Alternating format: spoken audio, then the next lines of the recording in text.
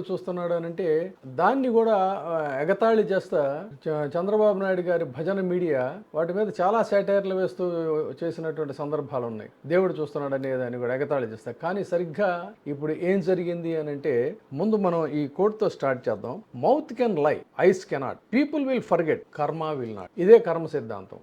అనేక రకాలుగా పబ్లిక్లోకి వచ్చి నోటికి వచ్చినట్టుగా బహిరంగ సభల పేరుతో ఇష్టారాజ్యం కింద అనేక రకాలైనటువంటి అబద్ధాలు ఆడారు.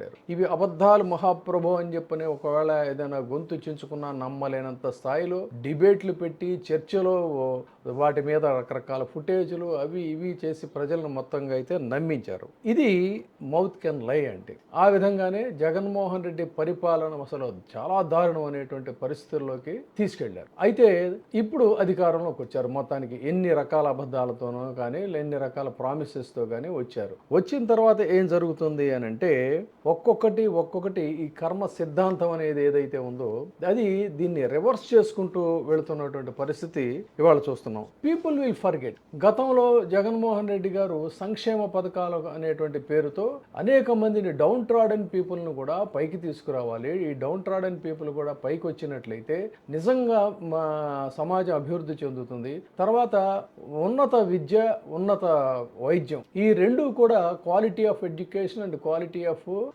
హెల్త్, ఇవి కూడా సామాన్యులకి అందాలనే లక్ష్యంతో ఆయన అటు అనేక రకాలైనటువంటి కష్ట నష్టాలు కోర్చి దాదాపుగా ఇంచుమించు ప్రతి పార్లమెంటు నియోజకవర్గంలో కూడా ఒక మెడికల్ కాలేజీ ఉండాలనే సంకల్పంతో ముందుగా కొన్ని మెడికల్ కాలేజీలకి ఆయన శ్రీకారం చుట్టారు. శ్రీకారం చుడితే దాదాపుగా 17 మెడికల్ కాలేజీలు ఒక రాష్ట్రంలో ప్రభుత్వ మెడికల్ కాలేజీలు స్టార్ట్ చేయడం అంటే ఆషామాషి విషయం కాదు. ఇది ఒక విప్లవాత్మకమైనటువంటి కార్యక్రమం. ఈ విప్లవాత్మకమైనటువంటి కార్యక్రమంలో కూడా చాలా శరవేగంగా తను దగ్గర కూర్చొని మరి మానిటర్ చేస్తా ఆ కాలేజీల నిర్మాణాన్ని పూర్తి చేయడానికి కృషి చేస్తాను. చాలా వరకు కొన్ని ఆల్రెడీ క్లాసెస్ స్టార్ట్ అయినటువంటి పరిస్థితి, కొన్ని ఇంకా నిర్మాణ దశలో ఉన్నాయి.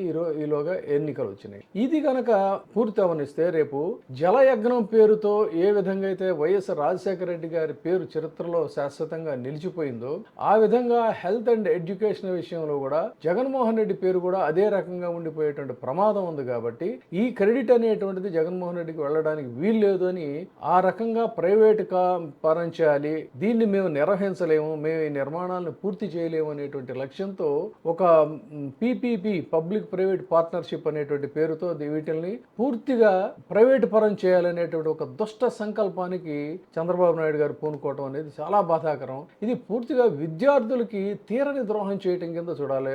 అది అయితే కేవలం విద్యార్థులకేనా అంటే, విద్యార్థులకు మాత్రమే కాదు, వైద్యం కోసం ఖరీదైనటువంటి వైద్యం చేయించుకోలేక ఆ వైద్యం కోసం అర్రులు చేస్తున్నటువంటి పేద, ఎగువ మధ్య తరగతి ప్రజలకు కూడా ఇది ఒక పెద్ద షాక్ కింద చూడాలి. ఎందుకంటే మనం చూస్తున్నాం ఈ రోజుకి కూడా రాష్ట్రం విడిపోయినప్పటికీ కూడా ఏదైనా ఖరీదైనటువంటి కార్పొరేట్ వైద్యం కావాలంటే ప్రతి దానికి కూడా హైదరాబాద్ పరిగెత్తుకెళ్ళేటువంటి పరిస్థితి ఉంది తప్ప ఆంధ్రప్రదేశ్లో ఒక క్వాలిటీ ఆఫ్ హెల్త్ ట్రీట్మెంట్ కానీ లేదంటే అది అందుబాటులో సగటు ప్రజలకు అందుబాటులో ఉండేటువంటి పరిస్థితి కానీ కూడా లేదు. అలాంటి పరిస్థితుల్లో ఇప్పుడు ఇది తిరిగి మళ్ళీ ప్రైవేట్ పరం చేసినట్లయితే జరిగేది ఏంటంటే ఖచ్చితంగా అదే జరుగుతుంది. సో ఆ పరిస్థితుల్లోనే జగన్మోహన్ రెడ్డి గారు అలాంటివి ఉండకూడదని, తర్వాత మధ్యతరగతి ప్రజలు ముఖ్యంగా ప్రత్యేకంగా చెప్పుకోవాలంటే ఈ మధ్యతరగతి ప్రజలు ఎవరైతే ఉన్నారో వాళ్ళ పిల్లలు కూడా వైద్యులు కావాలనే లక్ష్యంతో అనేక మందిని విదేశాలకు పంపిస్తుంటారు. ఆ విదేశాలకు వెళ్ళి అక్కడేమో వాళ్ళు ఉండలేక తల్లిదండ్రులకు దూరం అయ్యి లేకపోతే అంతంత అక్కడ కూడా ఇబ్బంది పడినటువంటి పరిస్థితులు ఉంటే అవేమీ లేకుండా ఇక్కడే ఉండి ఇక్కడే ఈ ప్రజలకే సేవ చేసేటువంటి విధంగా కూడా ఈ మెడికల్ కాలేజీలు ఉపయోగపడతాయి. ఆ విధంగా ప్రతి సగటు కుటుంబంలో ఉన్నటువంటి వైద్యుడు కావాలనే కలలను సాకారం చేయడానికి, ఖరీదైనటువంటి వైద్యం ప్రజలకు అందుబాటులోకి తీసుకురావడానికి ఈ లక్ష్యం కోసం ఆయన శ్రీకారం చుడితే చివరికి ఇప్పుడు చేస్తున్నది ఏంటంటే వీటిని ప్రైవేట్ పరం చేయాలని. సో ఇదే క్రమంలో మరి ప్రైవేట్ పరం చేసినట్టయితే సీట్లు బ్రహ్మాండంగా అమ్ముకోవచ్చు. మనం గతంలో కూడా ఒక వీడియోలో చెప్పాం, ఒక్కొక్క సీటు అమ్ముకుంటే సంవత్సరానికి ఎన్ని వేల కోట్లు వస్తాయో, ఓవరాల్గా ఎన్ని వేల కోట్లు వస్తాయో ఇవన్నీ కూడా ప్రభుత్వానికి రావాల్సినటువంటి ఆదాయం ప్రైవేట్ వ్యక్తుల జేబుల్లోకి వెళ్ళిపోయేటువంటి పరిస్థితి ఉందని కూడా చెప్పాం. అందుకని ఈ మెడికల్ కాలేజీల ఉద్యమం మెడికల్ కాలేజీల యొక్క ప్రైవేటీకరణ, పబ్లిక్ ప్రైవేట్ పార్ట్నర్షిప్ అనే పేరుతో జరుగుతున్నటువంటి ఈ ప్రైవేటీకరణని ఖచ్చితంగా ఆంధ్రప్రదేశ్లో ఉన్న ప్రతి పౌరుడు కూడా దీన్ని వ్యతిరేకించాల్సిన అవసరం ఉంది. దీన్ని ఒక మహోద్యమంగా దీన్ని ముందుకు తీసుకెళ్లాల్సిన అవసరం ఉంది. ఇదేదో మెడికల్ ఎడ్యుకేషన్ చదువుకోవాలనుకున్నటువంటి కొంతమంది పిల్లల కళకు సంబంధించను, లేకపోతే ఆ ప్రాంతంలో ఉన్నటువంటి కొంతమంది వ్యవహారం అని అనుకోవడానికి వీలేదు. ఇది ఒక బృహత్తరమైన మహత్తరమైనటువంటి వరం ఇది ఆంధ్రప్రదేశ్కి. దీన్ని దూరం చేయాలనుకోవటం అనేది మాత్రం చాలా దుర్మార్గమైనటువంటి ఆలోచన. కాబట్టి ఈ మెడికల్ కాలేజీలని ప్రభుత్వమే పూర్తి చేయాలి ఎలాంటి పరిస్థితుల్లో కూడా అని ముందుకు రావాల్సినటువంటి అవసరం ఉంది. దానికోసం అని చెప్పని ఒక మూమెంట్గా తీసుకెళ్ళాలి. ఇది రాజకీయంగా ఇటు తెలుగుదేశం పార్టీకో లేకపోతే అటు కూటమికో ఇటు వైసీపీకో సంబంధించినటువంటి వ్యవహారంగా దీన్ని చూడకూడదు. ఇది ఖచ్చితంగా అందరు యావత్ ప్రజలందరికీ మేలు చేకూర్చేటువంటి అంశం కాబట్టి దీన్ని పొలిటికల్ దృక్కోణం నుంచి చూడకుండా మీ బాధ్యతగా, మీ వంతు బాధ్యతగా కూడా దీని మీద గళం విప్పాల్సిన అవసరం ప్రతి పౌరుడికి కూడా ఉంది.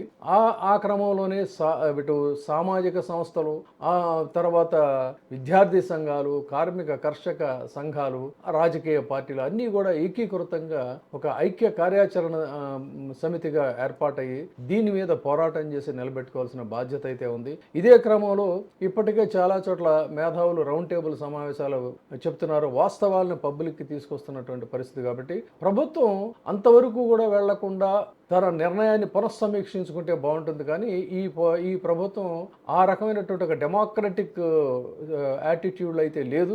ఎలాంటి పరిస్థితుల్లో తను ఏం చేయాలో అదే చేస్తుంది. ఎవరైనా ఎదురొస్తే వాళ్ళ సంగతి చూడాలని కూడా అనుకుంటున్నటువంటి ప్రభుత్వం. కాబట్టి ఈ ప్రభుత్వానికి కేవలం మొత్తం యావత్తు ప్రజలందరూ కూడా తెలంగాణను కనుక తీసుకున్నట్టయితే ఎన్నో అంశాలకు సంబంధించి ఎంత గొప్ప ప్రజా పోరాటాలు జరిగినాయి. అలాంటి పోరాటాలు ఆంధ్రప్రదేశ్లో జరగవు అని చెప్పని కూడా కొంతమంది వ్యాఖ్యానిస్తున్నటువంటి తీరు, దాని మీద నేను వేరే వీడియో చేస్తాను. కానీ దీనికి సంబంధించి డెఫినెట్గా ప్రతి ఒక్కళ్ళు తమ గళాన్ని వినిపించాలి.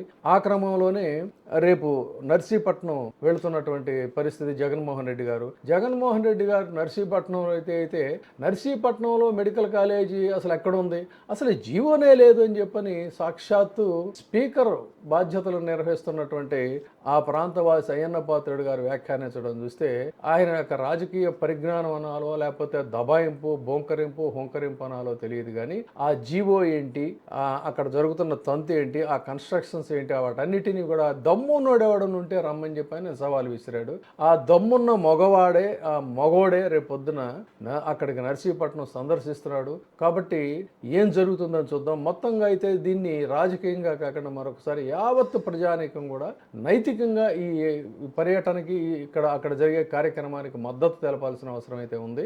ఆ జీవో ఏంటో స్పష్టం చేస్తారు, అక్కడ ఉన్నటువంటి కన్స్ట్రక్షన్ ఎంతవరకు వచ్చింది, దాని మీద ఏం జరుగుతుందని అక్కడ స్థానిక ప్రజలలో కూడా చాలా విస్పష్టంగా ఈ సత్యం, ఈ వాస్తవాలన్నిటిని కూడా తీసుకెళ్లే కార్యక్రమం. కాబట్టి ఇది ఆ ఒక్క ప్రాంతమే కాదు, యావత్ 17 మెడికల్ కాలేజీలని కాపాడుకోవటం అనేటువంటిది అయితే ఆంధ్రుల యొక్క హక్కుగా ఇది భావించాలి. Thank you. ఇప్పుడే సబ్స్క్రైబ్ చేయండి, లైక్ చేయండి, షేర్ చేయండి.